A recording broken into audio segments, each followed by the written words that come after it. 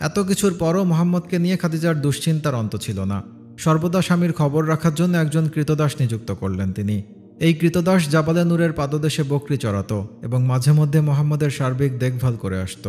এক রাতে মোহাম্মদ ধ্যানমগ্ন ছিলেন। হঠাৎ শুনতে পেলেন এক অপার্থিব সম্বোধন, হে মোহাম্মদ, আপনার উপর শান্তি বর্ষিত হোক। মোহাম্মদ শব্দের উৎসের দিকে তাকিয়ে দেখলেন অতিকায় এক অবয়ব ভেসে আছে শূন্য ইথারে। তিনি জিব্রাইল আলাইহিসসালাম। কিন্তু মোহাম্মদ বাস্তবে কখনো কোনো ফেরেশতাকে তার স্বমূর্তিতে দেখেননি। জিব্রাইল আলাইহিসসালামকে দেখে তিনি শঙ্কিত হয়ে পড়লেন, কেননা এই দৃশ্য মোটেও স্বাভাবিক কোনো দৃশ্য ছিল না। অস্বাভাবিকতার ভয় তাকে মুহূর্তে ভীত করে তুলল। তিনি সাধনা কেন্দ্র থেকে দ্রুত নিচে নেমে এলেন এবং দৌড়ে মক্কায় গিয়ে খাদিজার আশ্রয়ে নিজেকে সমর্পণ করলেন।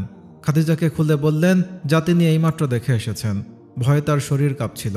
খাদিজা তাকে জড়িয়ে ধরলেন, তাকে নিজের বুকে রেখে সাহস জোগালেন, তাকে নবুয়তের জন্য একজন মহামানব হিসেবে প্রস্তুত করতে লাগলেন। অভয় দিয়ে বললেন, আপনার কিচ্ছু হবে না, এ আপনার জন্য এক কল্যাণকর সংবাদ।